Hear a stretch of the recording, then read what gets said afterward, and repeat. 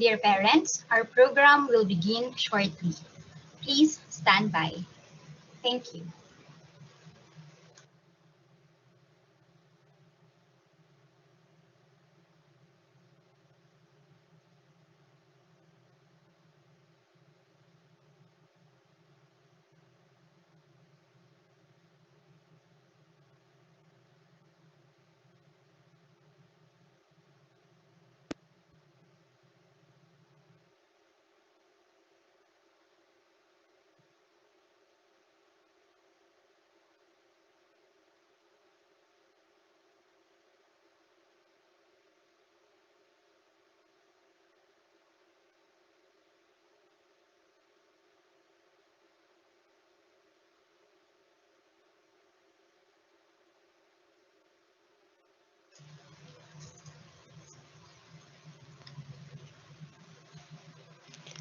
Good afternoon, everyone. Welcome to today's talk, Thriving Through Crisis, Adapting to Online Distance Learning and Facing Adversity as a Family. I am Mrs. Karen Kalakian, the Grade School Guidance Supervisor. And I am Mrs. Smile Fluhencio from the High School Guidance Office. It is our pleasure to be your host for today. Let us start this session with an invocation to be led by Mrs. Jack Tan, the grade 10 level representative. It will be followed by the Philippine National Anthem and the ICA school songs. May I request everyone to please stand.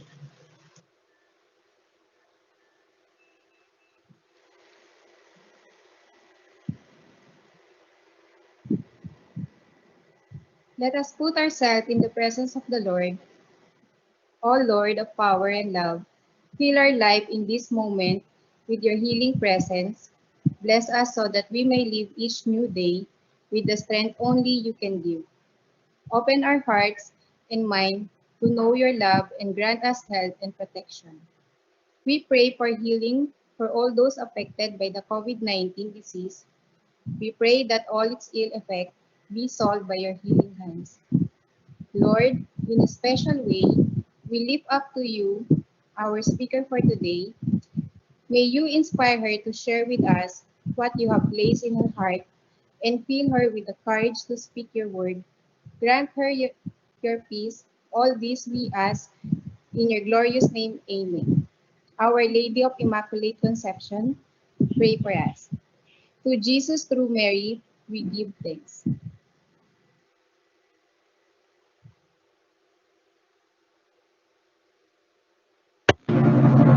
Bayang magiliw, pero tagsilanganan.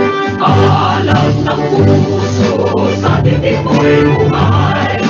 Lupang hinirang, tuyat ka lang magiliw. Sa manlulupi, kita masisingil. Sa lahat at puntong sa simoy at sa langit mo kapag. Kailang ang tula at awit sa paglayang ilawan. Ang isang ng watawat mo'y nabuhay na nagiging. Ang bituin at harap na kayang pamalit ang titigil.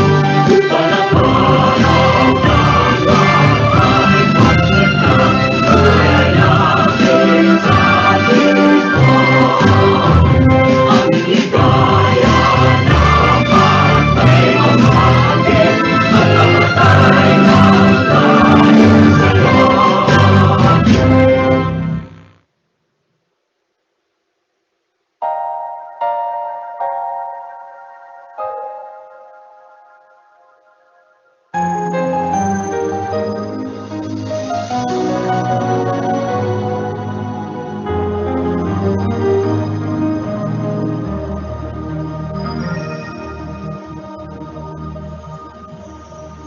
Beloved school, your song we sing, your banner we raise high. Immaculate conception will bring your spirit till we die. So lead us, make our life a mirror of your bounteous grace.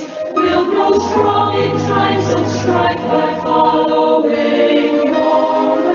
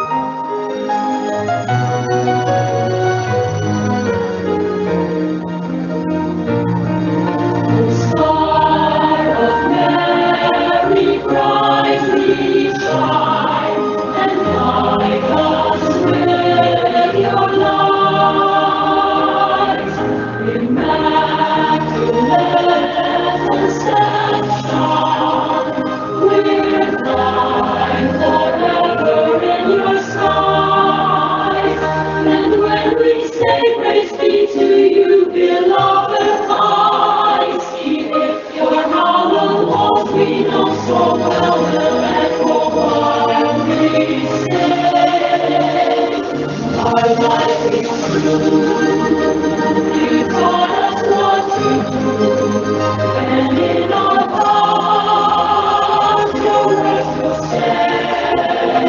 We're wise and true, immaculate for you. I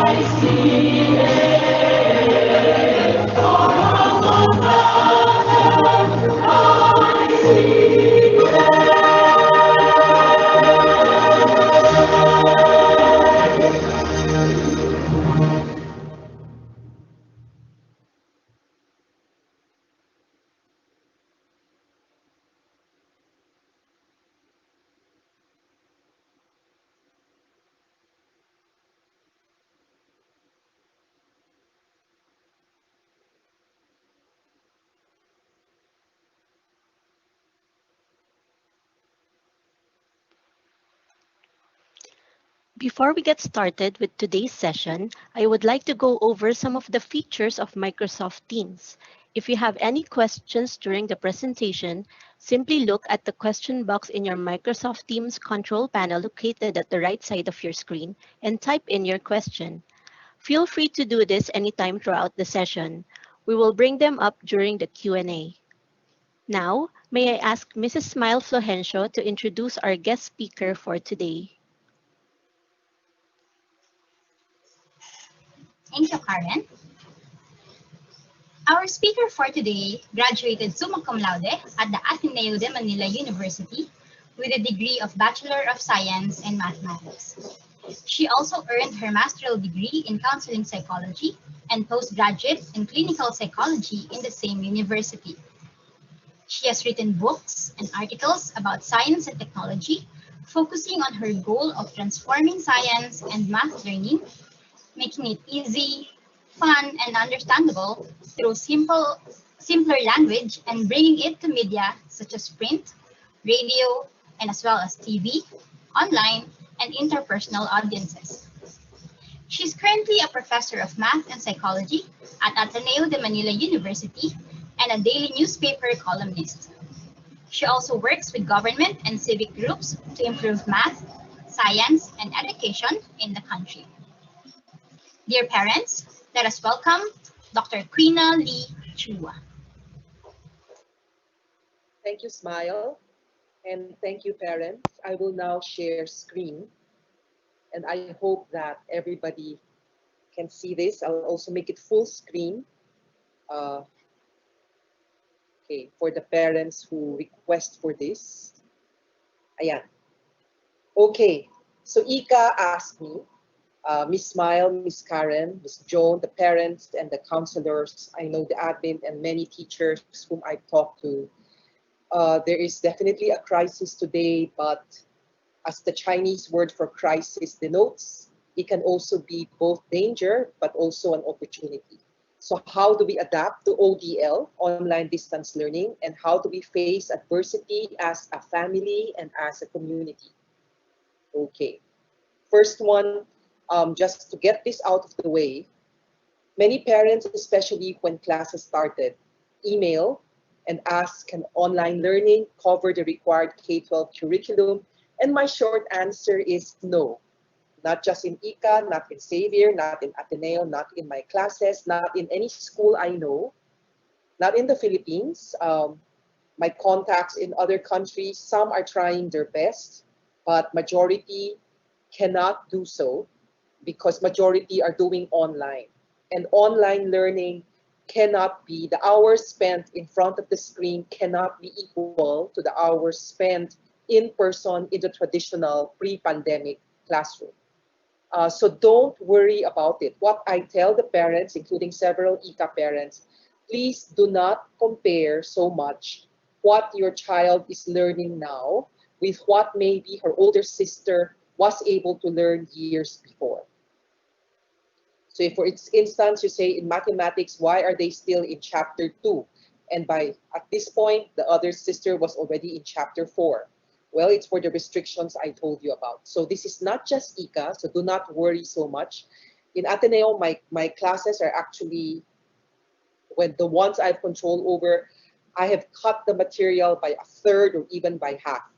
And I tell my students that on the first day. I will tell them before in the pandemic, this used to be the subject matter. So I would show them. Right now with the pandemic, kung hindi niyo kaya, then we will not do it. Yung mga kaya, yung mga may kaya, the ones who can do it, I will give them extra work. But the majority who do not have good study habits, and sadly, that's the majority, and we'll talk about study habits now, I would actually tell them, fine. I wish I can still expect as much as I did before, but I want you to still learn something in depth rather than cramming you with lots of surface material. So I tell schools, including ICA, to focus on the essentials. Learning is quite compressed. What does this mean then? Parents, please, right now in the pandemic, this is the time for your kids to actually go towards independent learning. Many kids have not done this, and those who have not done this are the ones having the most trouble now. I speak from experience because I also teach college, and many of them are from ICA, Xavier, and many of the top schools. Uh, when do we expect children to be able to be a bit independent? By grade 4 or so, that has not changed. Grade 1, grade 2, too young. You still need to really guide them. You might be hyperventilating now, but if your grade 4 cannot do it, well, we guide them where they are. So if your grade 4 still cannot do it, slowly but steadily, we're going to help them towards learning on their own. Okay, and in this talk, I'll try to say that to give you strategies how. But first, I would like to get this out of the way.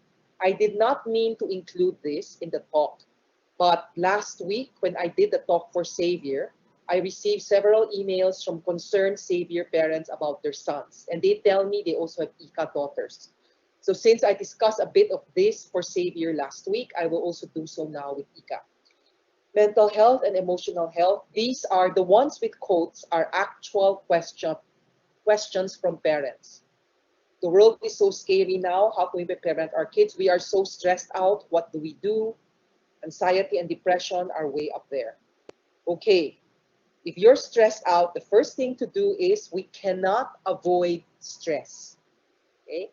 Do not go to stress seminars which tell you to avoid it. It is impossible. You're wasting your time, you're wasting your money. Stress is everywhere, whether we like it or not.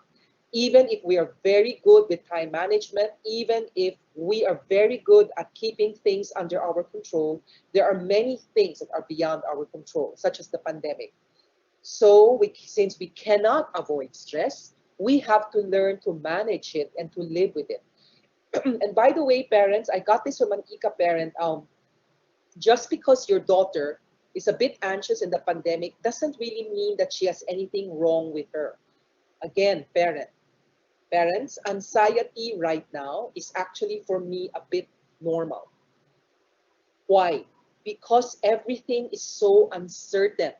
We don't know what's going to happen. We don't know if there will be a vaccine. We don't know what the government will say next. We don't know what programs will happen. We don't know about the infection rates.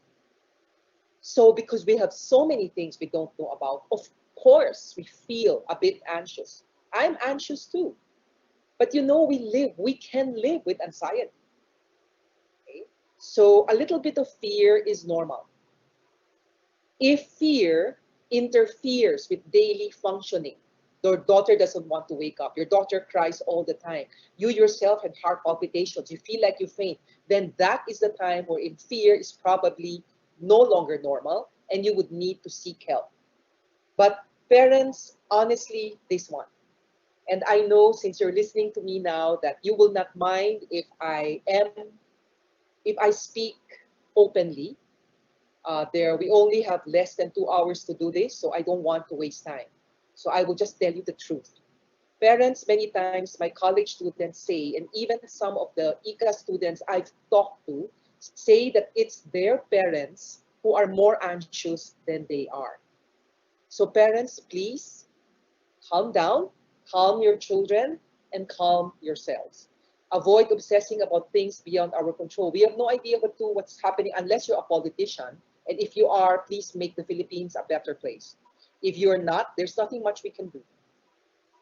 And if we get mad, if we get frustrated, it is actually a waste of time. Because why is it a waste of time? because the world and society needs us so much now. We are the lucky few who can even have the luxury of having a Zoom webinar in the middle of a pandemic. Did you ever think of that? It's so, I woke up this morning saying, okay, I have another webinar and it's for Ika, and then it just hit me that we are actually so lucky to be able to do this. In olden times, wala yan. Kung pandemic, we can't even speak to each other. Right now, I've the privilege of addressing you, and thank you for tuning in. So because we are the lucky ones, a lot is expected of us because most Filipinos are not as lucky. I've given webinars, not even Zoom, because many of the schools, public schools cannot afford Zoom. We do it through Skype. And when I give webinars for public schools, it is a totally different thing. Their problems are so different from the problems we have.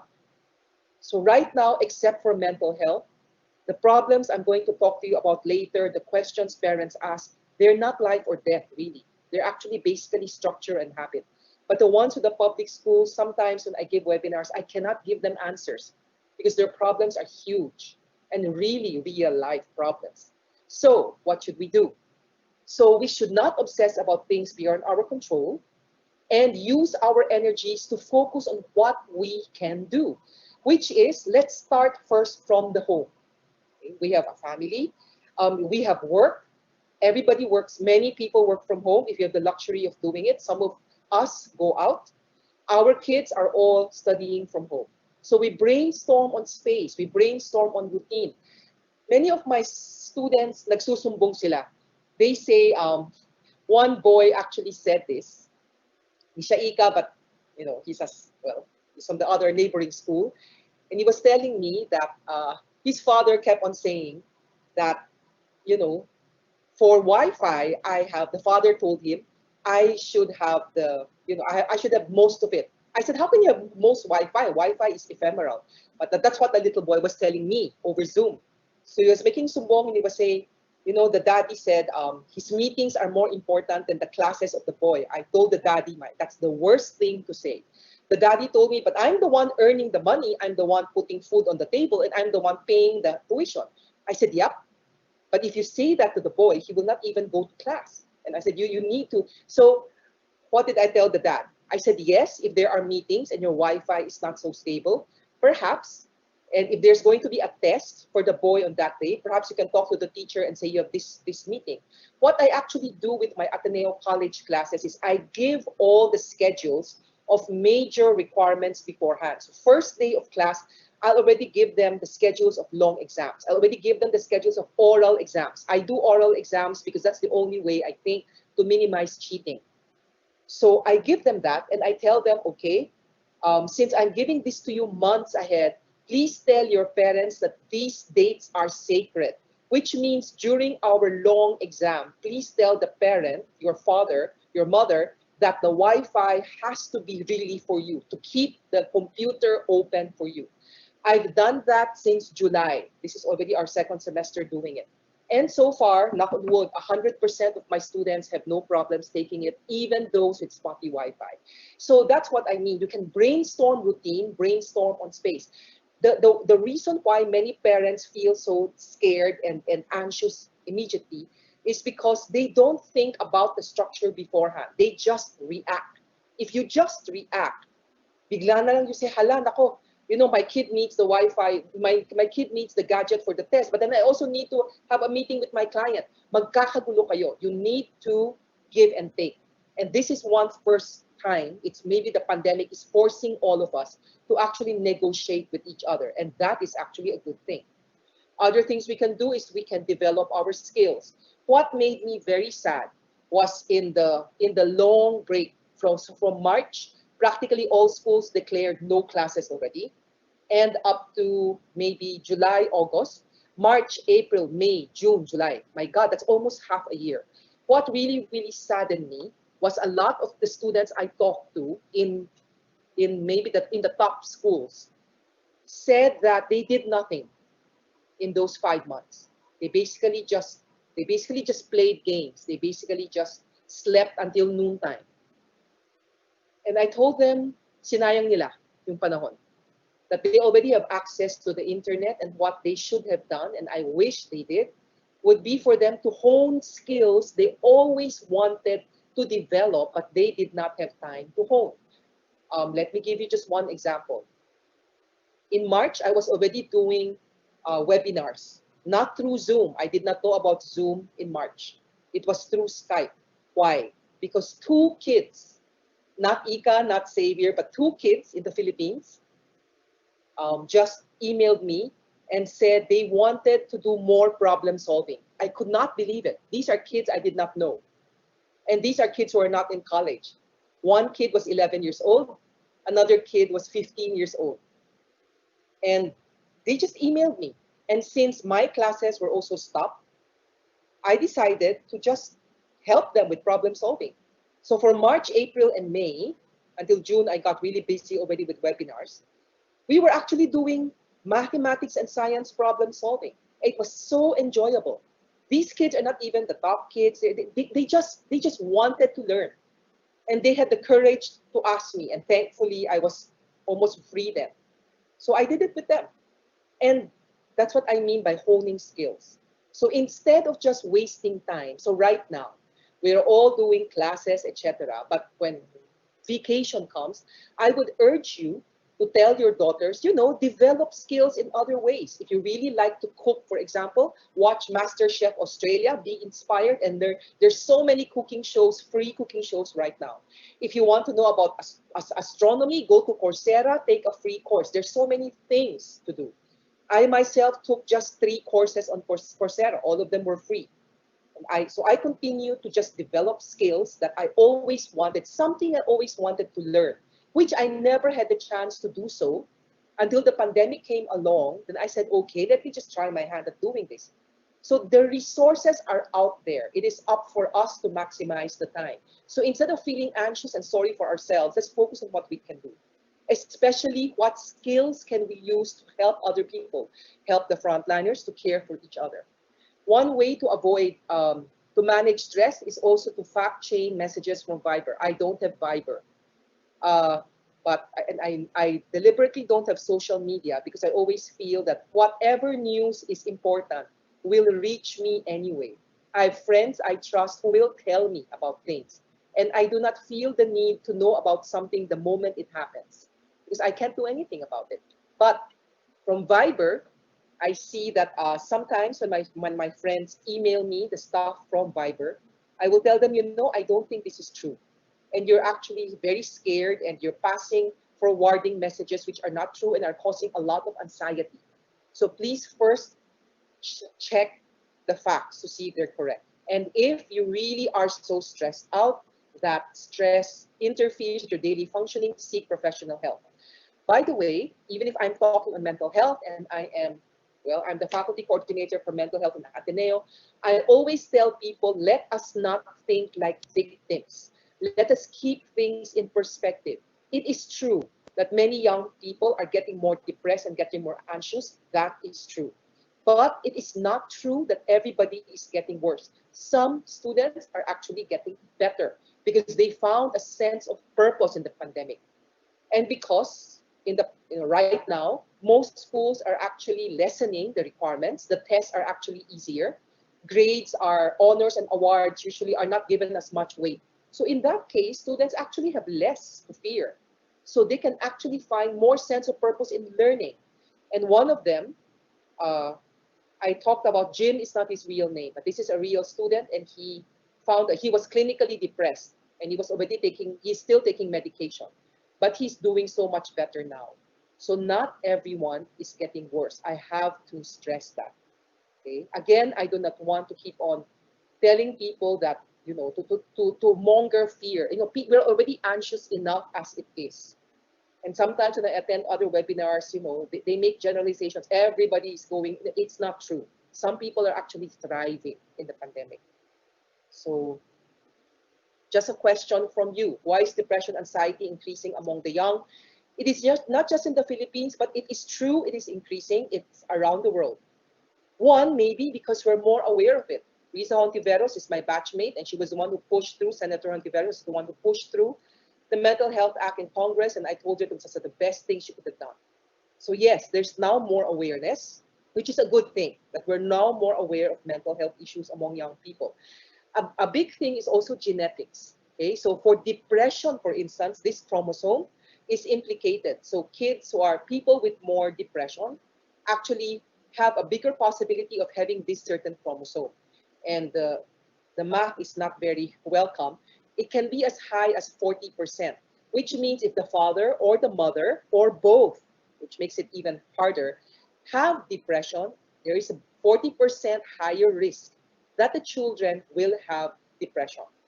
There's nothing much you can do about it, parents. It is not your fault. It is something to do with genetics. But I'm just telling this to you so that if you parents have that, be more aware that the risk is significantly higher.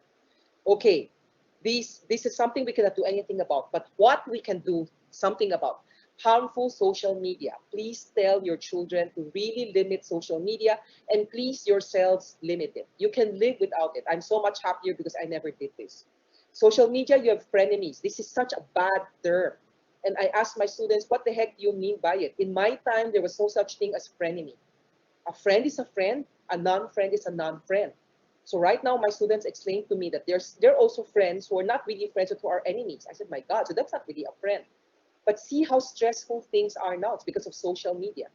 So, and in social media, there's toxic competition. You know, people, my students who are very, very depressed because of social media tell me, everybody seems so happy. I said, you know that they're not happy, but they look so happy. They look so pretty. I said, those pictures they put there are highly curated. They spend hours looking for their best angle. But it's still for an adolescent that is who is growing up and who is not very secure, that one is very, very cold comfort. So a lot of them, Facebook, there's now a term called Facebook envy. And it is driving many, especially sadly, teenage girls. Social media, according to research, is harming more girls than boys. Gaming is harming more boys. Somehow more boys gravitate to gaming rather than social media. The women, not so much. Don't some do, but not as much to gaming. Thank God. But somehow many girls are affected by social media. So parents, model responsible social media use. Keep on telling your daughters not to believe everything they see on social media. The lives of their friends are not as perfect as they appear on Facebook, although they don't want to do Facebook now. They're now mostly on Instagram, on Twitter. Instagram or Twitter. They're harmful shows. I hate this show. I don't use, I seldom say the word hate, but I really use it now. This show, which is normally watched by girls rather than by boys. So in Xavier, I'm not as worried. In Ika, I'm more worried. I know many Ikans watch this. This has been implicated in suicide around the world. If you want to check, NIMH down here, National Institutes of Mental Health, which is part of the big National Institutes of Health in the US government, already in 2019 associates this ridiculous show wherein one American Valley girl, this is fiction, and it's on Netflix. And parents, if your daughter is watching this show, make sure to have a chat with her and tell her that that show is, what that show is portraying is not true and it's actually harmful. Very, very quickly, one American Valley girl from a wealthy family and a nice school decides to kill herself graphically, according to my students who watch it, in the bathtub. She slit her wrist. Of course, she died. And after she died, people found out that she's left videotapes to her closest, supposedly closest, to her parents, her teachers, her best girlfriends, and her ex-boyfriend, etc., accusing them of basically driving her to die, to kill herself. And I hate that show because I keep on telling my students, no one put a gun to her head to make her kill herself. And the scary thing about it, when this show came out, several female students around the world copied that, did the same thing. So they killed themselves and they accused the loved ones of being the cause. So this is one show I really hate and I wish it had never come out. Perceived rejection from loved ones. Yes, parents, please. When I talk to students, I tell them that you nag them and that you have high expectations of them because you love them. So I keep on telling students, you're not doing very well in school. If I were your parent, I would also not be very happy. So basically, parents, when I talk to students, and I have done this some years ago, 4 years ago in ICA, I've done it in Xavier, I think one grade level after the other, I defend parents. I tell them the reasons why we parents are sometimes strict, why we parents are on their case, why we parents sometimes have to nag. But parents, right now, I'm not talking to them. Right now, I'm talking to you, parents. So I have to do the opposite. So I know what you feel because I myself am a parent and I have high expectations of my own son. But but that's my son and I have raised him hopefully. I've started young. So I did not have, knock on wood, as many problems as I would have. But when I talk to my students, and many of them are some of the best students we have in ICA, and some of them continue to do well in Ateneo, many of them are doing well in UP, LaSalle, etc. They're doing well academically, but they're mentally so anxious and they're not happy. And they tell me that they fear that the moment they stop performing, their parents won't really love them. I told them, of course, your parents would love you. But then it's very hard. I'm not their parent. So parents, ganito. For those of us who are older, I'm Gen X. Gen X up, Gen X baby boomers. Our own parents never had to tell us, I'm addressing especially the Filipino Chinese. Our own parents never had to tell us that they loved us. They never did. It was just not done. But we knew that they did. And they were very strict on us. In fact, they're stricter on us than we are to our own kids now. So they never did. But we knew it. But today's kids are different because of social media, because they're so Western. Most of them can't even speak Chinese or even understand Chinese, which is a shame. So, so right now, kids are very different. So even if our own parents never told us that they love us, parents after this talk, can you please tell your daughters that you love them? Just tell them that you love them. But also tell them because you love them, you want them to do their best. That is the way to do it. I tell that to my class all the time. It seems to work. Okay, so parents, I'm not telling you to lie because you really love them anyway. All of us love our kids so much. And because we love our kids so much, we want them to have grit and resilience. Because we love our kids so much, we want them to be strong. Because we love our kids so much, we cannot shelter them, much as we want to do it, from the troubles in the world. We can help them face the troubles, but we cannot help them avoid the troubles. There's a difference. And many of the kids, I've talked to teenagers who have attempted to kill themselves. And I told them, why did you do it? In the end, they just said, Mom, because it's useless. There's nothing. It's meaningless. So ICA is very good with this. ICA, because of the faith, because the sisters themselves are good role models, because many of the teachers in ICA I find to be extremely dedicated. I know that the school is trying its best in CLE, in Araling Panlipunan, in practically all the subjects to inculcate meaning in life. But the school can only do so much. So parents, you need to talk about perhaps life's meaning. Without, if you're grade 1, grade 2, it's difficult to tell them about it. It's abstract. But just talk to them about life. What do they think? In short, communicate. The more communication you have, the less depression and the less anxiety very likely your kids will feel. So lack of grit is a big thing. This is, for me, the biggest factor. Some parents will ask me, are the problems now harder than before? Why are kids so willing to kill themselves right now? And I tell them, yes, it is true that kids now tend to end their life. They seem to feel life is not as valuable as we used to feel. But it does not mean the problems are more. The problems that make the kids go into depression are the same problems we used to have. It will be relationship problems is up there. Okay, so boyfriend, girlfriend, gender problems, LGBT, especially discrimination is also up there. Family conflict is up there. Okay, so if they see that the father and the mother are quarreling all the time, if they see that the father is having an affair and the mother is crying, that can be a problem. Loss can also be a big, if their friend does something she shouldn't do, then that can also be a problem. Okay, but a big part of it will be if the problems are the same, why is it the kids now seem to have worse mental health? I think, and the one thing we should be doing, we should really be thinking about, is because very frankly, our young people now are not as strong as we used to be. They don't have the resilience and the grit. A little bit of problems, they succumb. Tayo noon may problema, kinakayanan pa natin. Kahit na mahirap na mahirap. Ngayon may problema, they want instant with they Google, wala namang sagot sa Google. Then they go into drugs, wala nang sagot sa drugs. Then they, and why is there lack of grit? Single biggest thing, we spoil them too much. We never let them fail.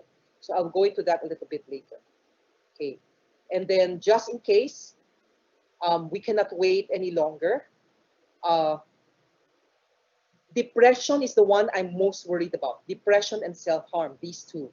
If your child is already doing this, you cannot wait. Please go to a professional right now. If you want to know what to say to your child, what are the warning signs, what to say, we have done this book, and this book it's filled with real life cases and real parents, teachers that are talking with kids with these. So these are 5 chapters. Depression, self-harm, I'm very worried about. Anxiety, I will talk a little bit about more now. Grief, I don't have time to talk about it. National disaster. Because mental health is such a big issue. Um, 2 days ago, I was on Zoom with Smile and Karen, the guidance counselors. I was also on Zoom very happily with Joan, Miss Joan, parent, Ika parent. And Miss Joan is very proactive. She's a very Ikan. So Miss Joan already said, fine. So parents right now, we already have a date. I will be giving another talk for you in January 2021. And that will be on mental health. I will discuss in detail these things. But right now, I cannot wait. We cannot wait until January if your daughter is already in trouble. So don't, maybe not even this book first. Just go to the professional first. If you still don't want to do a professional because you think okay pa naman yung anak mo, then do this book and see if you need to go to see somebody. We have resources, the centers you can talk to at the end of this book. Those resources are people I know, many of them, and many of them are vetted. Okay, so you can get this book either as a printed book or as an ebook in Anvil. So when I did this for Savior, several were asking how to get this. Just go to Anvil and do it as an ebook, or my students do it as an ebook. They say it's pretty good naman in ebook. Okay, anxiety. Many Ikans and parents are very anxious, even before the pandemic. Okay, so it is not just the pandemic. Even before the pandemic, we have, panic attacks, etc., etc.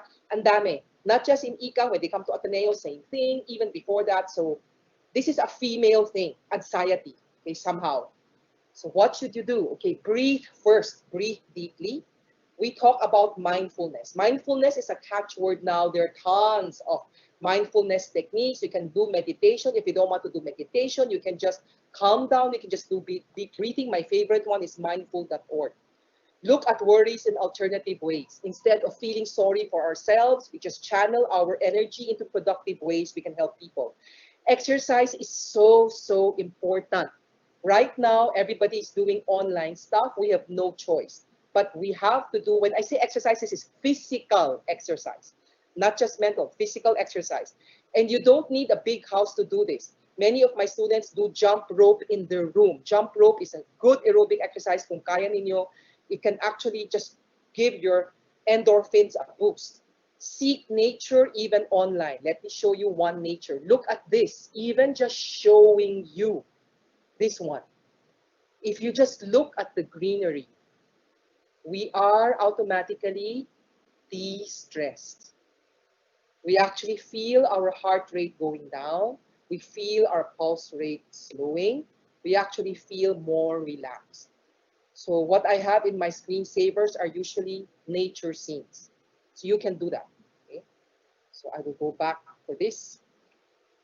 And we connect with others. The best way to connect with others, especially significant others, loved ones, is we can always do it through, Viber, etc. But for my best friends, I would schedule Zoom. I want to see their faces. So it's still better to do face-to-face or at least voice-to-voice. Landline is making a comeback now. Voice-to-voice is not bad. It is actually better than just texting because you can hear their voice. Limit all of this. Sleep is quantity. We know all of that. But parents also quality. Okay, so many of our kids might get this, but I think the quality is not very good. You have to be able to go into deep sleep, which is after REM sleep. Turn off gadgets at least 1 hour before bed because the blue light that emanates on the iPhones, on the Samsung Galaxies, etc., all of them have been, blue light has been shown to interfere with the production of melatonin. Melatonin is the chemical that makes us sleepy. Okay? So some of my students are supplementing with melatonin. I'm not too happy, but I tell them, well, they shouldn't supplement, but they say they cannot go to sleep. So I think supplementing with melatonin might be better than supplementing with the real serious sleep drugs. But still, my students are young. They should not be supplementing at this point.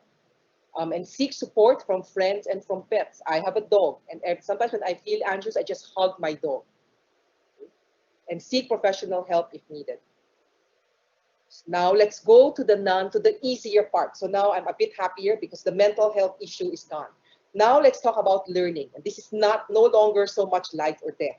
So for learning, willpower may work for easy tasks, but for real learning, it requires practice and structure. Before, our students went to school. Your kids are in school from 7:30 all the way to 1 or 2 or 3, and you were fine. Right now, horrors. They're still at home, and that's why many parents are hyperventilating. What do we do? Okay, kids need structure. So because physically they cannot go to school, okay, one way the school does it is when they attend online classes, even if the online classes necessarily have to be shorter than they used to be in the real school, that is already part of the structure. So I think for most parents, morning is still not bad. For most parents, your kids are absorbed in school for some time in the morning. It is in the afternoon wherein I get frantic emails from parents saying, what do we do? Parents, because structure is important, and there's no school cannot give as big a structure in the afternoon. Common sense tells our logic tells us we have to be the ones to impose the structure.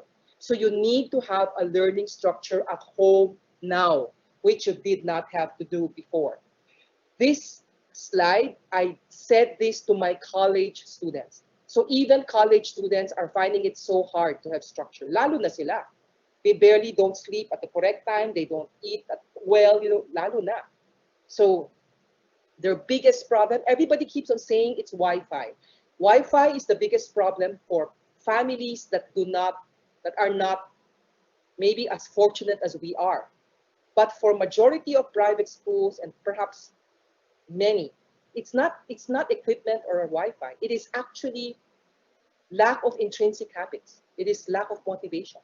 So we should not keep on blaming external factors. We should actually look at ourselves. So one example of structure which I love and which I will defend now, I love it, that in ICA grade school, we are doing clustering. I love this so much that when I gave a talk to more than 100 schools, I used this slide. And I told them, and many of the schools say that they were inspired by what ICA and other schools are doing.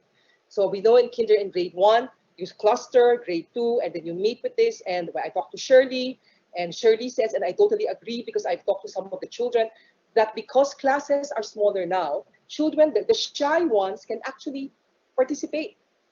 So many of the kids I know who used to be shy, right now they keep on talking in class in a good way. Okay, so that's a good thing. So parents, please, this is actually such a great thing, and I wish more schools can do this. The biggest con I see is kawawa ang mga guro natin. They have to do 2 or 4 times instead of just once, but they're doing it well. So this is one structure, okay, in which I hope that ICA will continue because it seems to be working. We're doing this for the benefit of the kids. I know that some parents, you say, kaya ng anak ninyo, bakit pa mag-clustering? Gusto niyo tuloy-tuloy yung ayaw niyo ng breaks. Parents naman, okay? Parents, when we do things, it is for the benefit of the child. We do not want the child to keep on being online for hours on end. So maybe for 20 to 30 minutes, your child has to rest her eyes. That is why there is a break. The worst thing you can do, because this is what two ICA parents told me, the worst thing they did was their kids had 20, 30 minutes, and during the break, their kids were still online watching another show. Do not do that. Okay, when there is break, what should your kids do? Your kids should actually physically take a break, walk around the room is one good thing. Have a snack is another thing. Okay, maybe even just close their eyes for a while because the screen time is really bad for the eyesight. I've talked to so many ophthalmologists who told me right now it's an epidemic. The eye problems are because everybody is on screen, lalo na sa mga bata. Nearsightedness is going up the roof. So we have to let us just reserve our own screen time for the essential things like live classes, etc. Okay, so again, if they have breaks, please do not let them still be on screen. Okay, that's the worst thing that you can do. Environment at home. Let's now talk about structure at home. Ito na. Okay, how do we encourage our child to exercise? Of course, she keeps on rubbing her eyes. I cannot blame your child. Our house is not big enough for separate rooms. Yep. How do we keep our children away from YouTube? Okay. So all of these make motivation. Okay, let me. Ayan na. Okay. Structure the home environment. So for those who cannot, I agree that for many of us, the house is not big enough for each kid to have his own equipment in his own room. I actually also do not like the fact that you have small kids just doing with, I am not happy, I'm not comfortable if a child is left alone in front of the computer inside her own room, locked pa the whole day. That's not, common sense tells us that's something which is dangerous. So what can you do? The best one would be siblings, I think, should actually be studying in the same room. When we were growing up, I was studying with my brother and my sister in the same room, and my mother would be tutoring us. It's the same room. We did not have the luxury of three rooms. So right now, if you have three kids and they're all doing live classes, invest in earphones. My students say, kaya yan. Your kids are not going to say a lot of things anyway. So most of the time, they're going to listen. So when they listen, the earphones would be good enough. Let have them just sit together. My students in college complain about this, and I told them that they're so spoiled. You can tell your kids this. Before the pandemic, you have 30 to 35 students in a class. There are also many distractions. So why is it right now you cannot even do it with two people in the same room? I don't understand that. So nakayanan naman natin noon. Okay, so why is it now we can't do it? I tell people again, we have to learn to manage distractions. If our kids are very young and we keep on sheltering them from distractions, that one doesn't work either. They have to be able to learn to concentrate, even if there are distractions around them. That is a skill that they have to learn as early as possible. And then there's time for exercise. Okay, do not wait until your child is motivated because most students will not be motivated to exercise. Make it in the schedule. Put it in the schedule. Okay, so give them no choice. Tell them, okay, all of us as a family will exercise at 4 p.m. That's it. No ifs, no buts. I don't care if you have a test. I don't care if, of course, if there's a test, but there's no test at 4 p.m. anyway. Okay, I don't care if you finish your assignment. I don't care if you're still watching Netflix. Just schedule exercise because it is as necessary. It is equally as necessary as academics now for physical health. Eat dinner together when you can. Environment may not be ideal, but should be workable for all. And there are many more practical ways for structure, and I've said that before in other books. It's chapter 2 of this one. So this is what I tell my college students. My college students keep on complaining that they cannot do well. Maingay daw yung nanay niya, kung nag-zoom, maingay daw yung tatay niya. I told them, alam mo, you cannot complain that your parents are maingay because that's not the main distraction. So I tell my students, you very well know that the real distractions are not that your parents are noisy. That is not the big distraction. The biggest distraction is what you do, whether or not your parents are there, the surfing, the gaming, etc. Okay. So my students tell me, this is from actually one Savior boy who's doing well in Ateneo now. He used to tell me that he cannot stop himself from doing the phone, his iPhone. So in desperation, he actually went to Screen Time. He got the app, the free app from Apple, Screen Time, and he locked himself out of the phone if he exceeded 4 hours a day. 4 hours a day is a big thing. I told him, make it 2 hours. Di na kaya. 4 hours. He used to be on the phone for 8 hours. So 4 hours, he locked himself out. And I saw it. The first time he was consulting me, he locked himself out and the phone did a ping. And I saw a look of panic cross his face. And that's when I found out he was using screen time. So I congratulated him. I said, at least, you have the courage to lock yourself out to the phone. And he did. He said nahirapan talaga siya because he was FOMO, fear of missing out. Okay, but he said he knew he's graded to go higher because his parents were very angry, and just that one single strategy, locking himself out of the iPhone after 4 hours a day, which is still very generous. His average went from C to B in one semester. In Ateneo, B is very high. Okay, so a C for us is average. But a B, he went up 2 times. And he told me I can share his story with you because he's very proud of himself for doing this. And many of my students say, parents, please be good role models of gadget use. Ang daming sumbong, ika students. Sabi nila, their mothers, it's usually the mothers daw, would tell them not to be on their phone all the time. Usually now their mothers are more strict than the fathers. I don't know if that's true. This is according to my ika student. They say the mothers will tell them to stay out and not go online, which is true. I told them your mothers are right. But then they tell me, but mom, please tell our mothers. So I'm telling you now that they should also follow their own rule. So ang sumbong ng mga ika students ko, the parents get mad at them, but then the parents themselves, they said that their mothers post on Facebook all the time. So daughters, your daughters are not very happy if you keep on posting on Facebook, especially if you keep on posting things about them, even if it is their achievement. They actually don't like it. Many of them don't like it. So parents, just before you post anything with your kids, please ask your kids' permission first. Some kids may like it, many kids will not. But just model gadget use. If you tell them not to keep on going online, please also don't go online. At least don't let them catch you going online. Okay?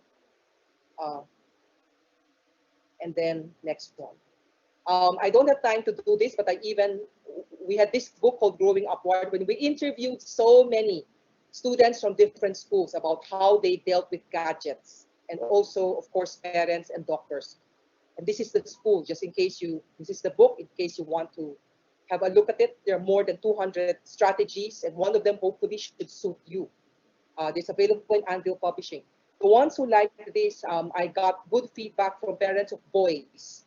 Okay, in case this is maybe not Ika girls already, they're very worried about gaming addiction. So according to one Ateneo father, he got the book, and instead of doing lectures to his son, who he felt had the gaming addiction, he made the son read an essay, a very short story by an Ateneo boy here, who has with his name there, who talked about his friends flunking out because of gaming addiction. So sometimes, and that's the reason why we write these books and we conduct research, because we get real life cases with real names. So the father was very, very happy because he said his son listened more to the essay of the boy in the book rather than listening to the father. So if you have a case like that, this might be good for you. Okay, one advantage of ICA is that teachers curate lessons for you. And it's easier to do creative work. So there's certain subjects wherein you can do it online, like maybe language reading, maybe. Okay, but I still prefer printed books. But to learn more abstract topics, it's better to go offline. Okay, so for learning, print offline is still better than online.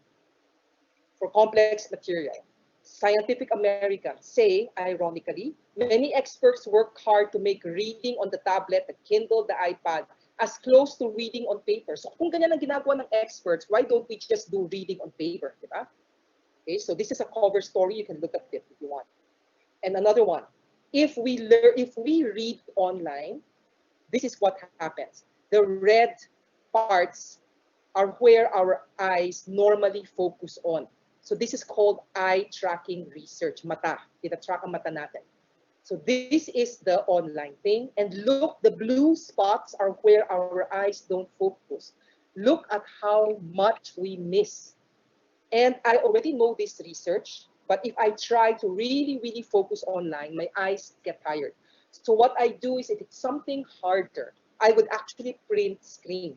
I would print out and then just do the whole thing offline. So parents do the same thing. What I tell my college students, I'm going to tell you now. Balance between online and offline. For simple tasks, you can do it online. For substantial content, book chapters, web articles, okay, study offline, preserve your eyesight. For the ones we have no choice, live class, we have no choice. It has to be online. Exams, we may have no choice. My exams are online. I do Zoom exams and orals. If the teacher asks you to do a video, we have no choice. It's online. But so many other things, doing the math exercises, do not do it online. Best to still, you have My Pulse are here in grade school. That's still the best one. Just go with My Pulse. You do not have to keep on Googling. And the thing about online is students, if they're online, they tend to just Google the answer. And I don't like that. So when they're going to study, shut down the router. If you can, kung kaya ninyo parents, if you don't need the Wi-Fi, shut down the Wi-Fi. Shut down the router in the house. That's the one that controls the Wi-Fi. And then tell your kids for the next 2 hours, study offline. Your kids will get more done. Okay? And please don't let them keep on doing Netflix is fun. I watch Netflix also, but let's not do it during the day. Let's do it during the weekend. Again, preserve your eyesight for these things. Why is it we don't like Googling? Googling is not learning. And that's one reason why there's an instant gratification culture. Barbara Oakley, I told you I'm taking courses. So this is one course I took on Coursera. It's a free course. So she is an education person who is teaching the course with a neurologist. I wanted to know the science of learning. So she says that you're not, if you're not the one doing the problem solving, you're not the one doing the solution, you're just Googling, you have done nothing to put the concepts into your memory. So nothing stays. That is why teachers complain every year that, the students should have learned this before. They already taught this in grade 1. Bakit grade 4, di pa nila alam? Wala kasing pumapasok. Walang pumapasok because they just go for instant answers. Instant answers come from Google, they come from tutors, they come from parents. In short, instant answers are not answers which the students really worked hard to get. If you work hard on something, you will not forget it. But if we spoon feed the answers, no, whatever the source. So every single year, teachers are not happy with this. So every single year, it's like, what did the students learn? Nothing. Maybe they learned something, but nothing stays. They never did the work. So that's what Barbara Oakley is trying to say. And I understand it. I say the same thing. I'm teaching positive psychology in Ateneo now, and I just discuss it with my students also. Okay, so this is required reading for them. Okay, we keep on saying it's the pandemic's fault. I agree the pandemic can be blamed for many things, such as me having to Zoom rather than talking to you live. But there are so many underlying issues even before the pandemic. Distractions were there even before the pandemic, not using gadgets well. Discipline is a huge problem even before the pandemic. Communication, learning independently. So let us stop blaming the pandemic for these things. The students who are able to use gadgets well, who are able to focus, who communicate well with their parents, are actually on their way to learning independently, and they're thriving now. The sad thing is they're in the minority. Majority have problems with at least two of these. Okay, discipline. I already talked about distraction, so let's talk about discipline. These are questions from parents. And my heart goes out to you because I can feel your pain when you email or when you text or when you just ask about this one.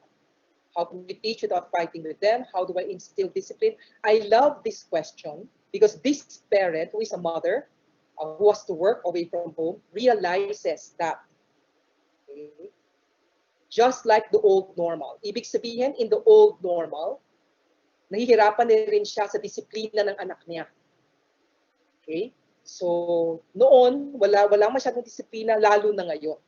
And even the son in college is having problems. The son has no discipline. Okay? And this one is from an Ika parent, and this is a very nice question. How can I oversee she's doing well without going back to helicopter parenting? And there's another question on tutors. There's so many questions on this. Okay, first, the easier questions. Going back to helicopter parenting. Okay, helicopter parenting means 24/7. You're doing everything for your child and you're monitoring everything your kids do. That is helicopter parenting. And I think most of us don't do that anyway.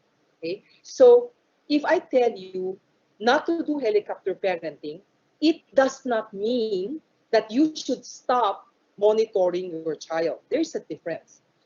But you monitor her only at certain times of the day. If your child is maybe grade 4 and your child can already study on her own, you can possibly just ask her once or twice, Kumusta? How is your Filipino? What did you learn today in science? That's the only thing you have to do. If your child is in grade 1 and your child doesn't have the structure yet, you will have to guide her more. If your child is in fourth year high school, year 12, oh gosh, I hope you're no longer helicopter. But it doesn't mean that you should not even care. You should actually still ask the year 12. You can tell her, I see that you're always sleeping at midnight. I'm worried about you. How are you? Is there any way we can help? So you can actually help without doing the work for them. So I'm not telling you that you should not pay rent. You should. You should actually guide kids. If you don't guide children, they probably will not do, they won't meet the expectations you have for them. So you have to guide children. Guiding is different from giving the answer. Guiding is different from telling them they have to be first honors. Guiding is different from asking them about their grades. I am a teacher. I guide my students. I never give the answers for them, but I guide them. So you also guide them without doing the work for them. And it has to be age appropriate. It doesn't mean that you don't guide them at all. It doesn't mean that, oh sige, ayaw ko ng helicopter parenting, wala na akong pakialam. That's not it. That's neglectful parenting. That's different. Okay? So iba. So parents, the scary thing is, the balance. So don't make it too much one or the other. Okay? Without going back to helicopter parenting, the biggest thing, if your child does not understand something, tell your child, okay, I know it is difficult, but continue learning. That's it. And if your child fails in a little bit, let her. Helicopter parents never let their children fail. Sensible parents know it is only through little bits of failure that children can really grow and learn. So that is the biggest difference. Okay? So, instilling discipline, yung tutor. Parents are the best tutors. Discipline, since I'm addressing the entire ika, we have to go from young to ano. Those of you from kinder all the way to 7 years, it's called the age of regulation. Make very clear to the child what to do. This is not the time for negotiation. Your child wants to stay online for 10 hours a day. Tell them no. That's it. No ifs, no buts. 1 to 7. Okay, you have to be a parent. You're not the barkada. You're not their best friend. You are their parent. 8 to 12, it's not as easy now. If you just tell them no without telling them why or without being a good role model, they will magsusumbong sa akin. This is what I told you about kanina. So it's an age of imitation. Okay? So if you tell your kids that they have to sleep at a good time, please do not sleep at 1 a.m. Okay? So you also have to follow rules. Very easy one. In Ateneo, I am very strict with deadlines for papers and I'm very strict with deadlines for exams. My students know that. But in return, I also have to ensure that I follow my own rules. What does that mean? Even if it exhausts me so much because I'm always having an overload and I keep on giving tests and exams and I keep on checking papers all the time, I always make sure that I return the papers very soon, as in within 3 days. Even if there's so many 10-page papers to check and I end up having to check hundreds of pages. So because I tell them that they have to meet deadlines, I myself also have to meet deadlines, even if these deadlines are not given to me by students. They would not dare give me deadlines. But they will not follow my rules if I myself, imagine I tell them that they have to pass on time, and then I never give them any feedback and I never give back their papers. That's horrible. So I have to also earn their trust. Parents do the same thing. Okay? Age of inspiration, that's already what I do. This is very hard, parents. Teenagers are the hardest to deal with if they have not developed the study habits. These are the ones that are giving teachers the most problems. Grade 2, kaya pa. High school, mahirap na. In college, it is very, very difficult for a college student without a learning habit to do well without a lot of pain and grief. So what can you do here? So what I just told you about is not just invitation. I inspire, I tell stories to my kids. I tell them about themselves, Abubuyog. I told them, I tell them about pop culture, Spider-Man, responsibility. The greater, the more blessings you have, the more responsibilities you have, etc. Yung mga ganon. But I make sure every time I try to inspire them, I also have to walk the talk. Parents, that is the key. If your teenage girl sees that you are trying your best, if your teenage girl sees that you're behaving in a decent manner, that you're a responsible person, that you don't keep on shouting at teachers, that you treat the helpers with respect, that you also help the frontliners, that you pray to Mama Mary, that you really have some faith, that you're not complaining all the time, they will be more attuned to listening to you when needed. That is the key.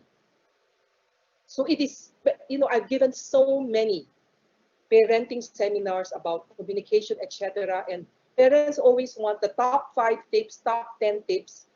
Sometimes it can work if your relationship is okay. But many times if your relationship with your children is already frazzled, no amount of tips is going to help. They have to see your being. It has to be ikaw as a person. Do you really practice what you preach? That's the important one. And if they do it, they're so much fun. Many people told me, I've been teaching for more than 30 years. I started teaching at the age of 20. So I've been teaching for more than 30 years, and people say, how can you last? I last because I genuinely like talking with young people. It does not mean that I like them all the time. I actually tell them to their face, some of you are very unlikable, I tell them, really. Okay, and they'll laugh. But they're very honest with me. And they tell me things I sometimes wish they don't share. And that's because perhaps they know I'm genuinely interested in them and I don't judge. Even if I give them an F, and I do give Fs, I'm close sometimes to people I flunk. And some of the students I used to flunk would take me again, and they would do so much better the second time around. It's rarer now because right now students have less grit. But some of you who are listening now, you might have been my students before. So think about it. Um, think about how are you communicating with your kids now? How open are the communication lines?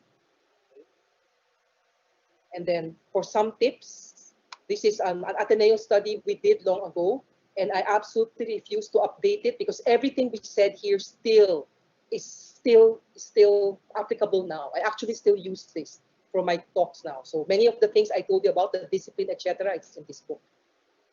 Okay. Again, model the behavior you want to see in your children. You support their efforts, but don't do the work. And if there are specific issues, see how you can help them. Consult the teacher and counselor. Sometimes I smile. I get many, many emails from ICA, especially if Ateneo results come out and some ICANs don't make it and the parents want me to make palakad, which I cannot do, parents. Okay. So I sometimes wonder why it is you're emailing me rather than talking to your own daughter. So many of the topics are supposed to be, you're supposed to communicate it with your own child. I still think that parents are the best tutors, and the second best tutors are relatives. Lolo, Lola is a good tutor. Uncle is an excellent tutor. Nephew and niece in college, in the math club, make very, very good tutors. Why do they make better tutors? Because they care for the person. They're not doing it so much for the money. They're doing it because they care for the young child. So they're still the better tutors. But if you must, I have tutoring tips in this book for you, but still parents are still the best ones. Okay, you will see how do we do this. Let me tell you about praising. Ito na, growth and fixed mindset. How do you support your kids? Okay, you will want to encourage your kids, but make your praise specific. Don't say you're number one. Specific. Wow, this artwork is more colorful than the one last time. You must have worked really hard. That is specific. And that one will encourage your child to work harder. Okay? Sincere. Do not say you're number one. Of course, how can she be number one? And even kids know that. They will tune you out. Okay? So sincere. You don't have to go overboard with praising. You can even say something like, I'm very proud of you. This test, you got 8 over 10, which is so much better than the test you did before, which was 6 over 10. And I know you got 8 over 10 because you have learned to focus more. That is specific. That is sincere. That will make your child do better. Okay? So praise also for small successes and don't go overboard. There's so many things on that. Carol Dweck herself has a book called Mindset. If you want to see specific praises pa nandun, if not, my old books have specific how do you praise, what to say, what not to say. Okay, this is based on Dweck's research. Dweck is very famous. She's a Stanford psychologist, and she's the one who came up with the growth mindset. We want our children to grow. We don't want our children to feel that their intelligence is fixed. Okay? So, how can they grow? Ito na. All of us say we want our children to grow. Fine. But do we know that real growth is uncomfortable? Real growth is difficult. Real growth is not instant. So we say we want our kids to grow. But when our kids are in the process of doing it, we hurry them up. Ano ba? Bakit ang bagal-bagal mo? Bakit mas magaling yung ate mo? Bakit yung cousin mo mas mataas yung grade? Wala na yan. So that one does not make them grow. That one makes them have a fixed mindset. They will say, oo nga, no, I'm not as good as ate. I'm not as good as my cousin. I will never be as good, so I will not learn. And then the problem cycle starts. So real growth requires disappointment. Look at us. If you want to have a fit body, you will have to go to the gym practically every day, and you will have to exercise your muscles. You don't say, I will only do it one day, and we expect muscles overnight. So we know that that is the case for our bodies. Why is it we do not think that that's the same for our mind? So it will take us maybe 6 months at least to have the body, our dream body. So if that's 6 months, and that's for the body, it's at least 6 months. And I think it will probably be more like 1 to 2 years before we can get into the mind that we want to have, our dream mind. So same thing. So why do we keep on hurrying our kids? Why do we keep on wanting instant results? We cannot have instant results. And those with instant results, as I said a while ago, those are not, they're the Googling thing. They don't really learn it. And how do you know they don't learn it? Ask your daughters right now, how much do you remember from last year? Yan na, tapos na. And if they cannot give you much, then you know that they didn't really do the work. And now you will have to make sure that they do the work at their pace. Don't keep on comparing them with other people. What I like about Ika now, I'm so happy. Finally, I got, finally Ika knows. And I'm telling other schools that if Ika can do this, other schools should also do it. The single biggest thing that Ika did now is to ensure that there are no more honors, except perhaps with the graduating batch. Okay? Because the honors are the ones that are going for grades, only for grades, are the ones killing the growth mindset. So now we want our children to really learn. For the sake of learning, to experience the disappointment, the failure, the difficulty, they will still find it difficult. In fact, if your kids don't find learning difficult, I'm worried because that means they're not learning. Learning anything new is going to be a bit difficult. Okay, so if your kids are always coasting, it means what they're taking up is too easy. I say that to my college students. I say, ang problema sa inyo, you keep on getting easy courses and easy professors. So you never learn. And you're paying so much money for Ateneo. I tell them that to their face, and many of them agree. And practice gratitude. Okay? If students have gratitude, this decreases entitlement. A few years ago, I know that this was the value Ika was trying to inculcate. But then when I talk with teachers, I talk with sensible parents, and I talk with many students, Hani Karandang, foremost child psychologist and my mentor, always told me what she tells parents. Values are caught rather than taught. Gratitude is caught rather than taught. Many of the kids who don't practice gratitude also have parents who are ungrateful. I'm sorry to say. So parents, maybe we should also be thankful for the small things we have and make sure our kids know that we are thankful. So values are caught rather than taught.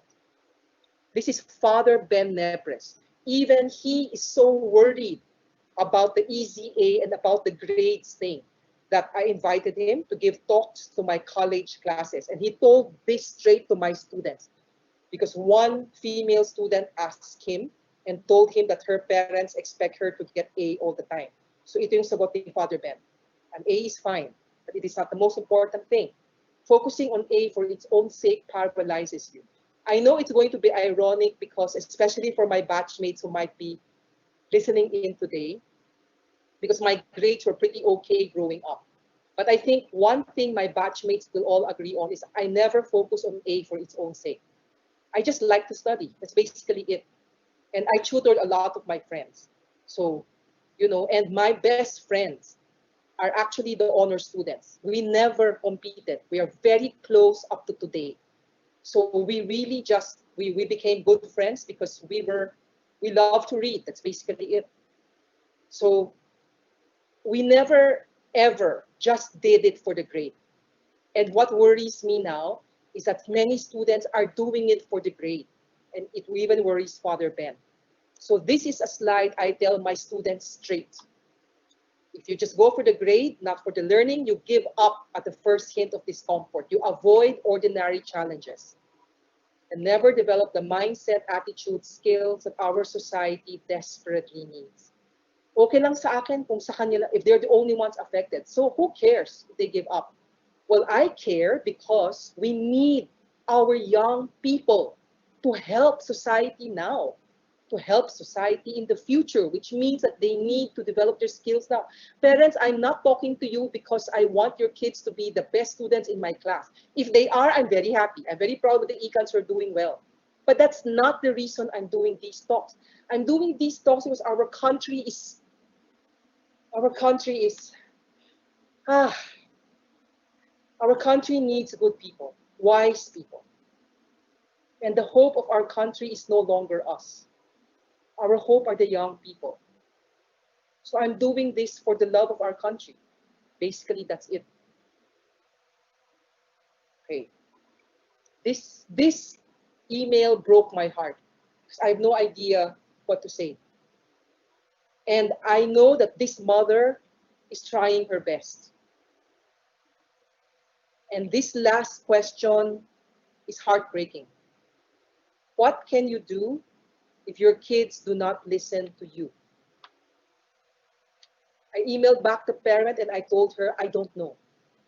I do not know what to say. I do not know. There's no easy answer. I told her to, but I just told her she cannot give up on her children. And I think if I recall the email, which is a very short email, I just told her, if you have to, even if you are the parent, you may have to do the first move. So you say that your kids are pasaway. They don't listen to you. You cannot give up on them. And you just have to try. Even if you I actually told them, tell them the truth. So the script I told them to do is, maybe for the grade 10, which is very difficult. So the daughter in grade 10 is really just not responding to them. So I told them to tell the daughter, yung grade 4, dapat kaya pa yan. Grade 10, I just told them, tell your daughter, anak, I know we don't have the best of relationships. And, if you feel that we have been deficient parents in any way, we're sorry. But we're really trying our best. And because we love you, anak, we love you so much. And please, because we love you, we need to talk with you because we're very, very worried about you. So, anak, please let us talk. So I told them, you have to do it in that way. The worst thing would be to yell at them, to threaten them, to do other things. Those can work sometimes. But in a situation like this, I'm actually very worried that there's already mental health issues with the grade 10. So I told the parent that. I actually told the parents to also seek the help of a psychologist, and it cannot be me because I have my hands full. Ika has contacts. The counselors are very good.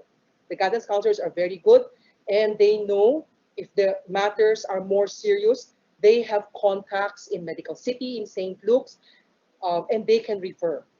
So if needed, please talk to the counselors also. This is what did I do? When you say, what can you do? What are children really thinking? I have no idea what children are really thinking because I'm so much older than the children. So what I do is I talk to kids. The first one I talked to was my son. When he was in grade 7, he actually said this. So he told me not to nag him. He told me not to threaten him. He said that, I should trust him. And that's what I did. In grade 7, I trusted him and it worked really well. And he also said not to shelter him. And I've never sheltered him. I shared this last week in Xavier that my son was actually bullied from grade 1 to grade 4. And I did nothing, parents. I did nothing. I did not complain to the school. I did not complain to the parents of the bullies. I actually did nothing. But I have to clarify that he was never physically bullied. He was verbally bullied. He was called nerd all the time because he was the highest grade in class. So, of course, that puts a target on his back. So I did nothing. I was very angry. I didn't like the bullies, but I knew how cruel kids could be. And I knew that perhaps these kids were doing that because maybe their parents were also bullies. Maybe. But I never confronted the parents because I never wanted to pick a fight. And why? Because I love my son.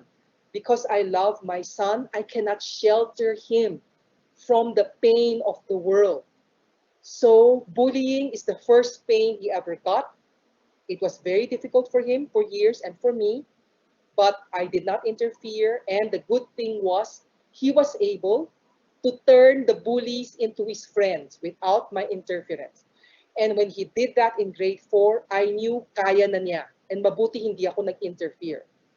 He talked about that in his own book, wherein Father Johnny Go wrote the foreword. He talked about from bully to friend, and he talks about it in homework too. So if those of you have these questions, what are children really thinking? What are they up to? Then you can take a look at what my son wrote about. I don't agree with him all the time, but I've seen what he wrote, and that is how young people think. So if you want to know how they think, instead of reading me, you can read what he says. So this is his book, and these are the other books which I was talking about. Okay. One more thing with teenagers. I'm not going to defend them, parents.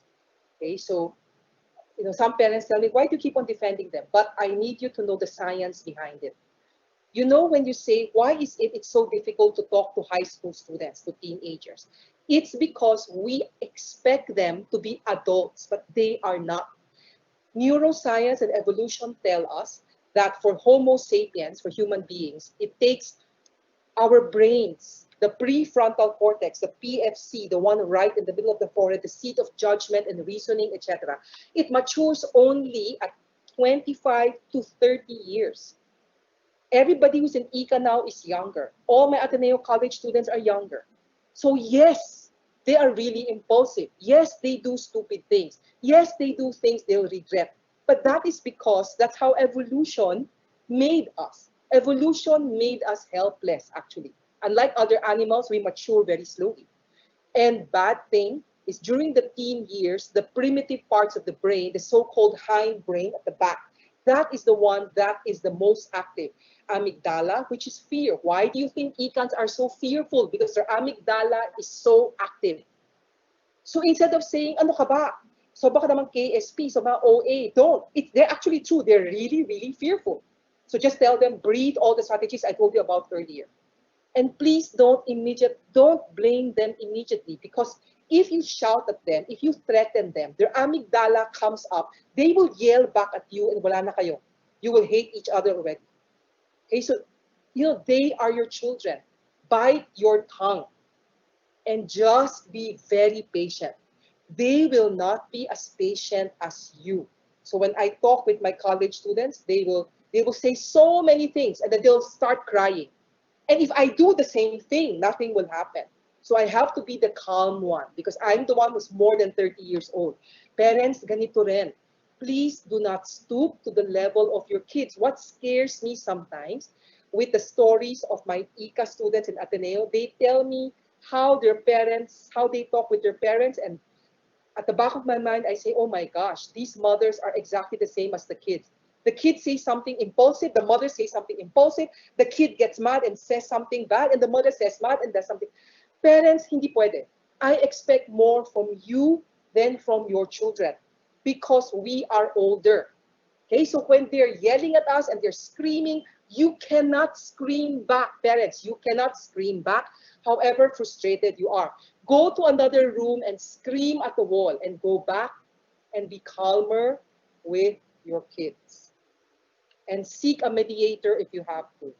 Some of my ICANs actually say they're closer to their teachers in ICA rather than their parents. The teachers here will agree. So the teacher can be a mediator, or if you want, the priest, a sister, the guidance counselor, a psychologist. Kung talagang ang hirap na hindi na kaya niyo, the parent-child relationship is so bad already, seek someone else.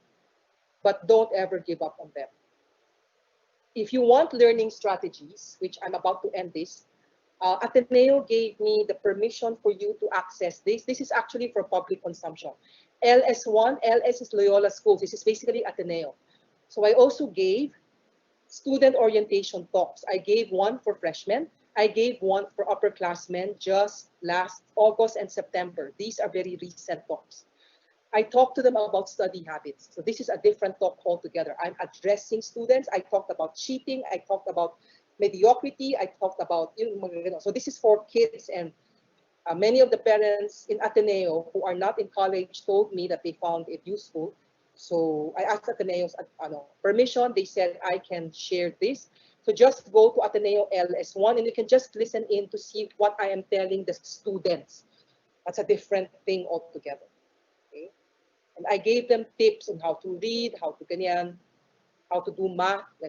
I'll give you examples of what I just did, but I'm about to wrap up so that we can have time for questions.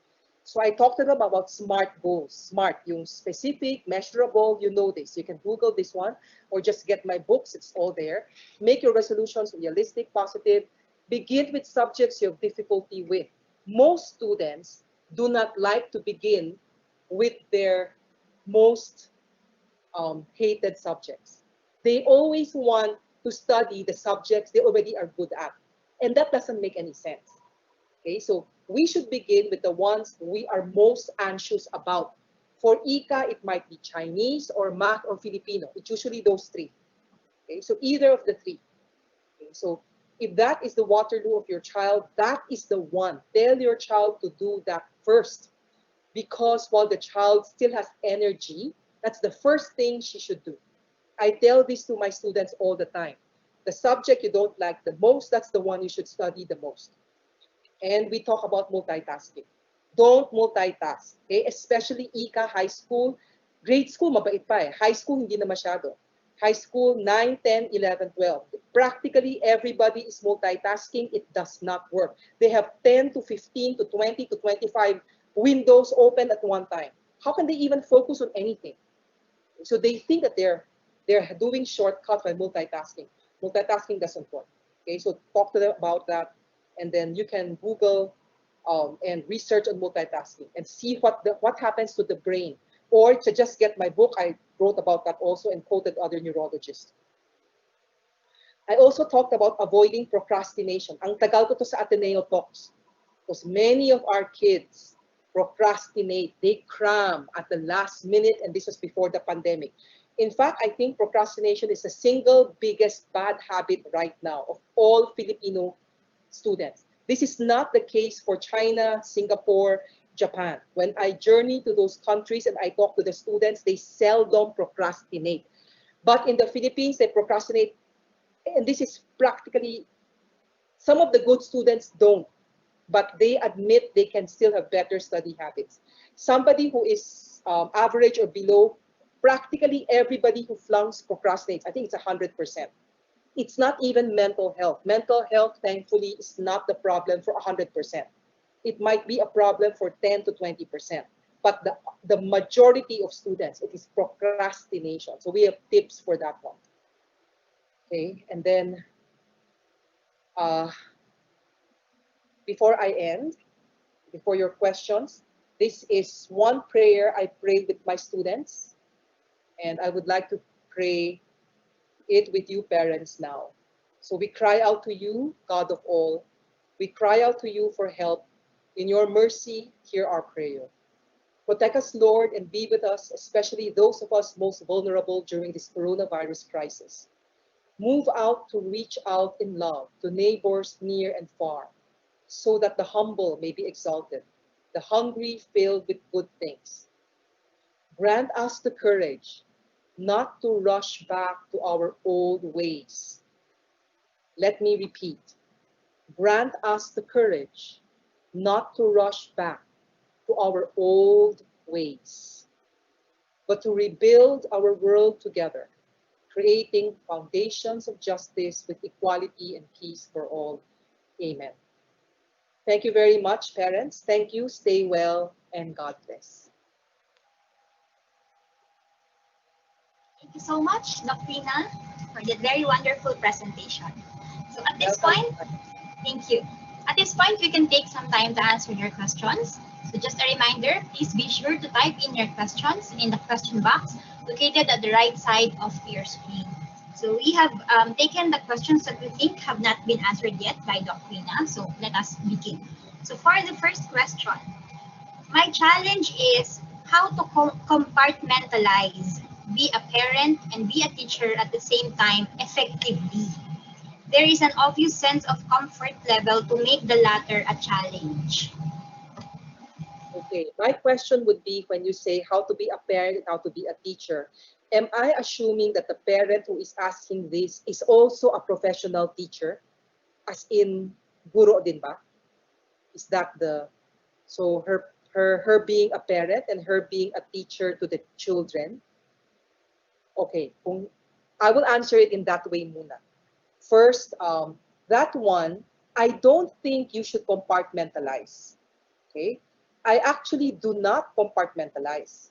So when I talk to my college students, and I think this can be the case, especially if your daughter is already in middle school or in high school. So perhaps if your daughter is in grade 6 up to grade 12, you don't have to compartmentalize. What do I mean?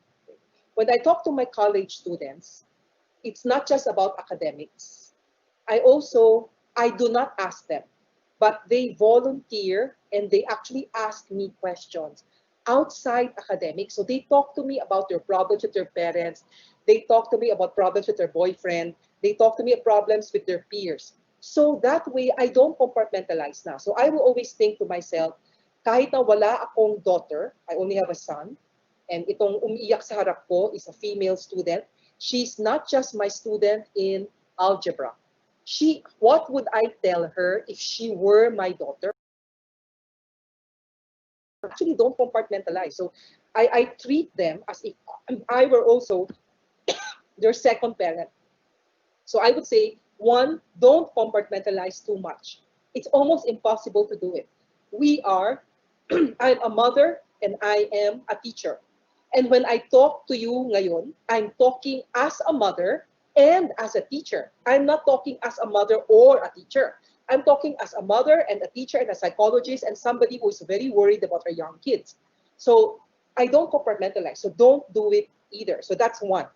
So if you're going to talk to your daughter, for instance, and you're talking as a parent, and your daughter has learning issues, so you should also put on your teacher's hat.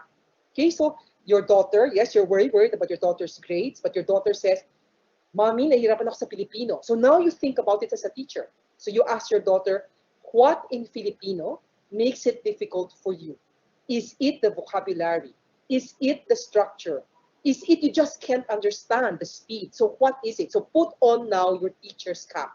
So my answer is do not compartmentalize it too much, especially something as intimate as parenting and teaching, because I just said that parents are the best tutors. And my reason for that is not compartmental. My reason for that is integrated. So don't compartmentalize too much. So it's okay if you cannot compartmentalize. Next question, Smile. Okay, next question. I tried letting go, to develop independence in my children, like letting them deal with schoolwork on their own. But I noticed that they're now settling for mediocrity or pwede na mentality, unlike before when we were hands on. They would really do their best. So I think they're asking what should they do about this. Okay. When I say let go, do not let go 100%. Okay, I did talk about that a while ago. Letting go, it shouldn't be your hands-on 100%. Bigla na lang miraculously you're 0% from 100 to 0. That's impossible. That doesn't make sense. Even I do not totally let go of my college students. I remind them all the time. So what you do is when you let go, kung 100% kayo noon, let go 70% ngayon. Pagkatapos yan, 50%. Ganon. Okay? Huwag yung biglaan. And I would actually question this. If you were hands-on 100% with them, I'm not so certain that you can attribute the fact that they were doing their best. So they were not exactly doing their best. The grades might have been higher because you were 100% supplementing it also. So uh, it's apples and oranges. You cannot, um, because you are having them be more independent, as I said before, they will experience some sort of failure. Yan nga sinasabi ko kanina, di ba? We really want them to grow. Pero, why is it we want them to grow, we still expect them to have the same high performance as before, di ba? Kasi noon, they never experienced any disappointment because you were there. Ngayon, they were experiencing some sort of disappointment. So before, if they were first honors, baka ngayon, second na lang o baka wala na. And that is actually to be expected. That is part of growth, okay? But I know about the mediocrity one. What should you do? You talk it over with them. Say it to them straight. Tell them before, you don't seem to be settling for mediocrity, but I'm not so sure. I have a feeling before they were also not doing their best, except they seem to have higher grades because you were there behind them, I think. Okay? So, ngayon, sabihin niyo, this is the way to handle it. Anak, I'm so proud that you're actually trying to do things on your own. Okay? But anak, I'm a bit worried because doing things on your own does not mean that you stop trying your best. Those are two disjoint sets. Okay? So doing things on your own also assumes that you will do things on your own. You will experience disappointment. Your grades may not be as high, but we expect you to still also do your best. Because if you're just coasting, you are not learning. So yan ang gawin ninyo. First, compliment them for trying to do it on your own. Second, tell them that you want them to do it independently, but they should also still do the expectations, meet the expectations. And third, tell them this, warn them. Anak, because we want you to really learn, especially in the subjects we feel that you're just coasting along, and they may happen to be very important subjects. Anak, I'm going to, for the next month or so, I'm going to be a little bit more to talk, which means, anak, you can expect that I'm going to ask you what you learn every single night. You can do that. That does not mean that they're not studying on their own. So you let them study on their own, but you also monitor them, okay? And you monitor them every night so that when you are not happy, you can immediately address the situation, which is, one, for the first thing perhaps, if I were you, talk to the tutor kaagad. I'm not very happy with my daughter's progress in this particular topic. So bakit ganito? What do you think? And if I were the teacher, I'm sure Smile and Karen can also tell the teachers. I hope some ICA teachers are also listening now. I'm very, very sure the ICA teachers will also talk to the daughter themselves and say, nag-usap yung nanay mo kasi nga, mahal ka ng nanay mo. Kami rin, we also want. So if the best thing would be if the teacher and the parent are on the same page, then you would have the daughter doing well. So you can do that. So please do not, again, it doesn't mean you let go 100%. You let go by degrees. Next question. Okay. Thank you, Dr. Ina. This is again in relation to the first question where a parent has to wear different hats as a parent, as a teacher. So she said, no, not a teacher, a parent, but have to teach now that ODL, my daughter is kinder. Okay. Yung ODL na kinder is you're still the parent. Okay, so you should not compartmentalize. So for the kinder one, it would be going back to for the parent, ganito, get the book na lang, diretso na ako kasi we might not have, the moment I go into kinder lang, it will be another, the books that are most helpful for you will be Homework 2 and Homework. Those two, they're both in the Anvil website and helping our children do well in school. So get those in the Anvil website. There are tons of strategies and cuento from Ateneo parents, how they teach their daughters in kinder, prep, and all the way, so meron pang Araling Panlipunan, meron pang Filipino, meron pang English, how to read. So meron ng specifics doon. Your math also, Doc, because that's the next question about math Yung daw. math, For ang kinder dami-dami. also. Okay, for the math, the best book is Eureka. It should be in Anvil. I'm not sure it's an e-book, but Smile ganito. For parents who want it, maybe they can course it through you. And then I will talk to Anvil kung hindi siya e-book, perhaps the parents can. So for mathematics, Eureka would have a lot of it. It has lots of strategies and activities for parents and for students. Actually, my students actually read that. So Eureka and Helping Our Children also is a good one. Yung maganda sa Helping Our Children is it is a study of more than 600 Ateneo achievers. And we did a focus group of more than 200 of the best Ateneans. And the parents told us all the strategies. These are practical strategies that they use. So you can actually go through it and see which strategy you can take.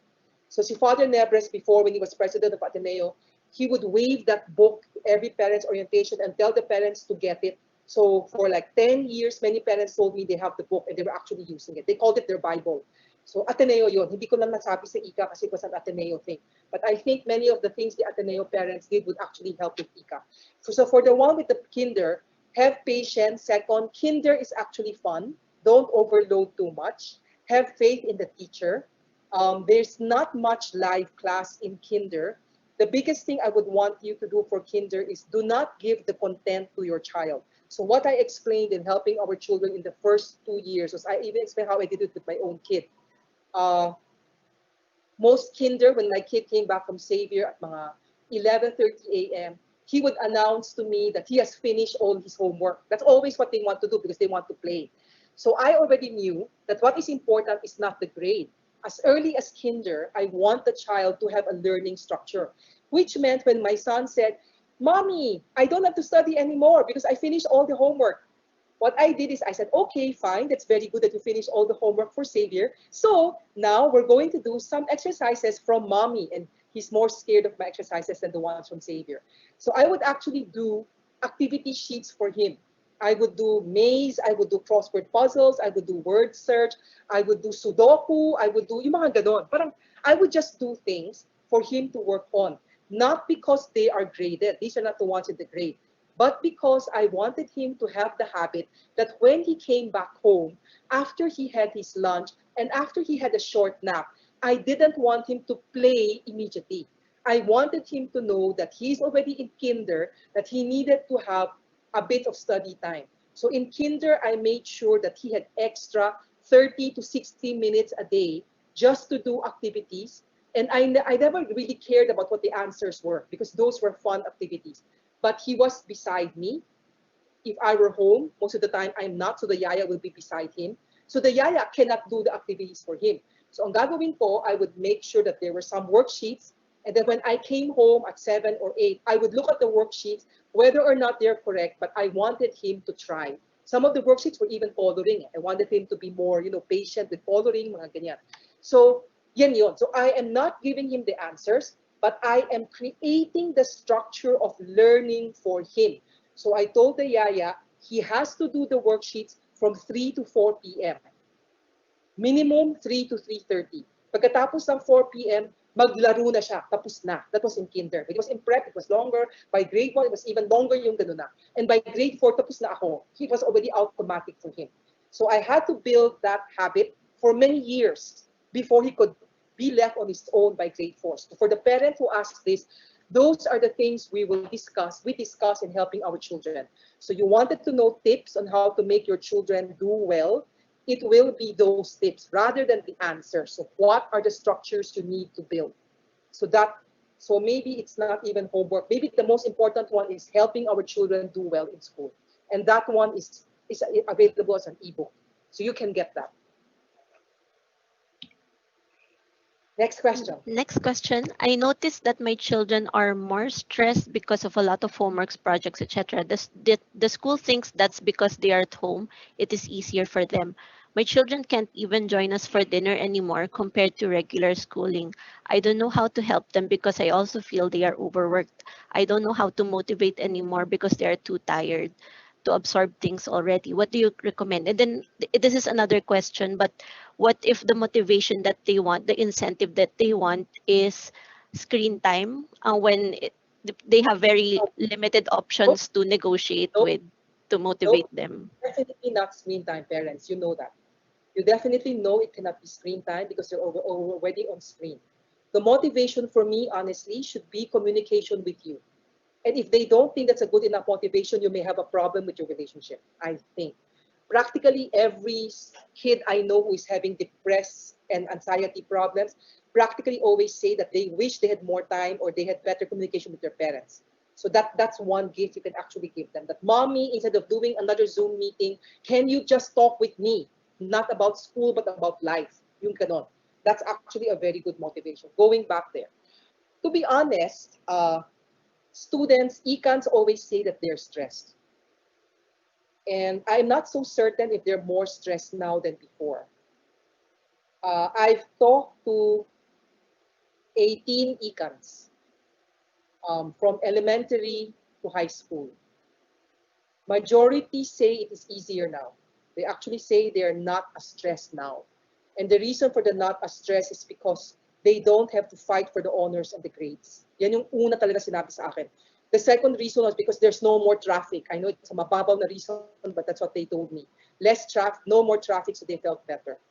Um, I'm not so sure about the projects and because number one, the school time is so little compared to before. So most of the time, even in high school, I think, Smile, I would need your help on this. In high school, I think before they used to stay until 3 or 4. Ngayon, they are done at 1. Ganun ba yun? Well, then, Doc, they're Oh my done. God, ano ba With yan? the synchronous class. With the synchronous class. I'm talking about synchronous class, yeah. Doc. Parents, come on. Your high schools, did you know that your daughters are already done with synchronous class at noontime? So so I have no idea why they cannot finish their projects. Okay, these projects are not rocket science. I've seen some of the projects. They are not the projects I give in Ateneo wherein they really have to do problem solving with high math. This is not. Many of the projects are actually online projects. They're being asked to do videos. Shine, am I correct? Some are papers, some are videos. Yung ganun yung project eh. These are not, they should, honestly, videos, unless they are perfectionists, should not consume a lot of their time.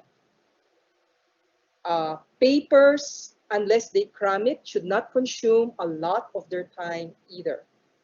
So my take with that one is your daughters probably are not used to working.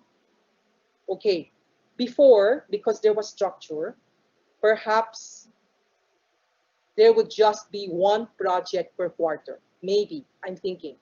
Maybe right now, instead of one project, there are 3. Parang ganon. I think yan yung pagkasabi sa akin ng Smile, can you help me out here? Because I'm going with what the econs are telling me. So I'm not sure if, and they're in different grade levels. I may need the help of some teachers here so I can better address the parent.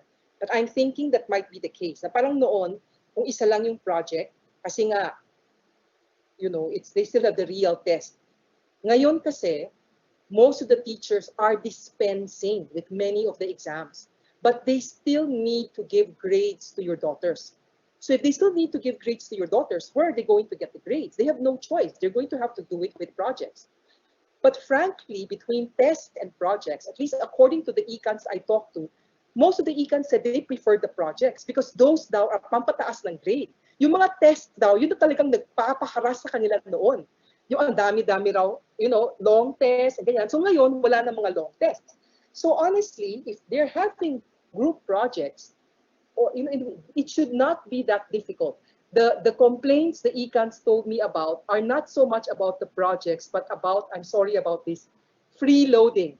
Their group mates. So they're telling me they're stressed out because sila lang daw yung gumagawa. So baka kung ito yon, baka kung ganyan, maybe parents and the ECA teachers. I also have a talk on freeloading because Ateneans also complain about it. Can the teachers do something about freeloading? Like, do a better, fairer grade. That might be better because sometimes the good students, quote unquote, are the ones doing all the work. And they're so harassed and they're so stressed out. That's one. But to this parent here, many of the econs prefer the group projects rather than tests. I prefer tests. So what I do is in college, I still give tests. But that's me. So in ICA, I think yung test meron pa rin pero sobrang konti compared to before. So perhaps parents, you can talk to your daughter. Would you rather have tests na lang? And maybe talk about it to the teachers. Maybe do the teachers want oral tests? I have no idea if that can be done. But maybe. So instead of 3 projects, they can just go back to 1 project so that the kids won't feel so stressed out. But then they also need to do other kinds of assessments, which means going back to tests. But then some kids might not want tests also. So we cannot really please everyone. As for what I know with ICA is ICA, yes, has good standards. That's why parents, econs do extremely well in university. And econ has the highest grade point average in UP so far, in UP Med School. And econs are extremely good in all the, not just Ateneo and LaSalle, UP, but also abroad. And that's one, and I chalk it out to the good foundation ICA has. But going back to this parent, I would insist on dinner time as a family. I don't care if you can actually tell your kids, do not use, I refuse to believe that they are so busy every single day, that every single day they cannot have dinner with you. That's impossible. That's impossible. So maybe once a week, that's talagang yung may bigla na homework, that might be. But most of the time, if they can do, again, we go back to structure. I have a feeling the learning habits are not solid. That is why they are harassed. I'm also talking about lack of grit. A little bit, slightly bit more harass. Parent, do not be anxious for them. Tell them breathe, tell them relax. What I know about ICA, as long as they give their projects, the teachers are very sweet. I don't think the teachers will flunk the children. Do not worry about that. Okay, so your kids will not flunk with the projects. Tell them to enjoy the project rather than thinking of it as a source of stress. Wala naman silang ginagawang iba, diba? They're not, as I told you, when I talk to public schools, their problems are different. They have so many other things to do, like helping their parents with their work. And most econs, thankfully, don't have to do that. So a little bit of project is okay. Tell them it is also preparation for college. Econs always want to go to Ateneo and Dream School. Ayan na. They want to go to the Dream School. Tell them to develop their study habits now. Okay. But also talk to the teachers. Baka they might prefer more tests rather than projects. I don't know. Last question. Yes. So we'll go on to the last question already. Yes, Miss Smile. Which I think may be related to what you just said, Doc. The question is this: my 16-year-old does very well in school, but stay up late sometimes up to 4 a.m. sometimes for schoolwork, but most of the time gaming or talking with friends. We told him already that staying up late, or told her already that staying up late is not good for him or her, but still does it. My husband says we already spoke to him or her about it and that it should be up to our teenager to decide. Is that the right thing to do?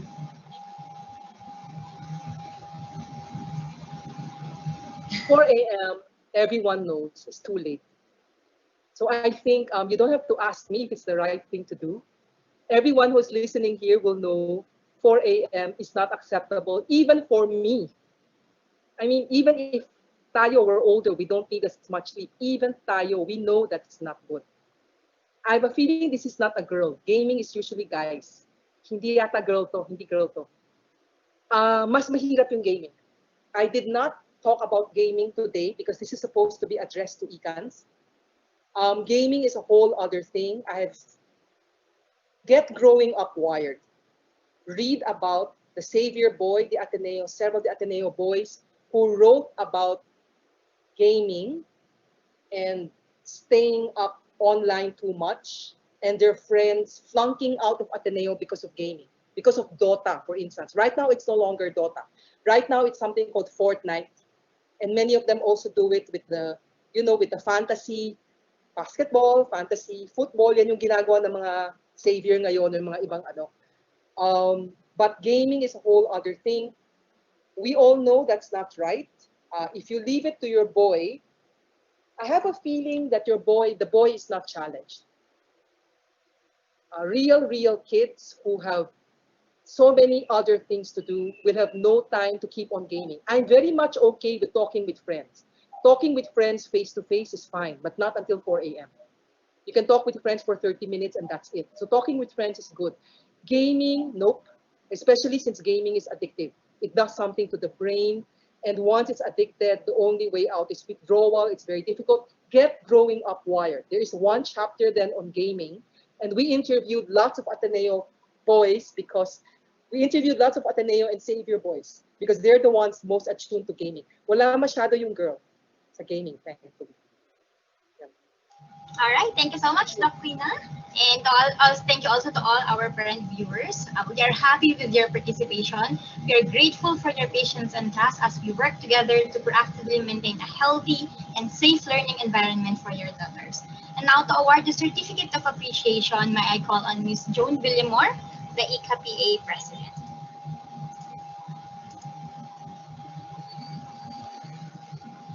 Doc we'd like to present this certificate of appreciation to you. This certificate is presented to Queena M. Lee Chua, PhD, for her invaluable contribution as resource speaker for the parenting talk on the topic Thriving Through Crisis, Adapting to Online Distance Learning, and Facing Adversity as a Family, held on September 30, 2020, signed by yours truly, Architect Joan Villamor, ICA Parent Auxiliary President, and by Sister Irene M. Ferrer, MIC, ICA President. Thank you, Thank you, Doc. Joan. Thank Thank you, you so Joan. And thank much. you, Sister Irene. Thank you. Thank, thank you, Joan.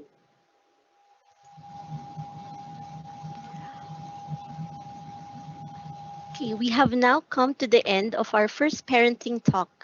We would like to thank all of you for spending your time with us today. We would also like to express our gratitude to all school administrators, teachers, and staff who extended their support in making this virtual event possible. The recorded session will be available in the ICA website, www.icagh.edu.ph. Please evaluate the parenting talk by responding to the online evaluation form that will be sent to you through your class Viber group, and the link will also be sent in the question box at the right side of your screen right now.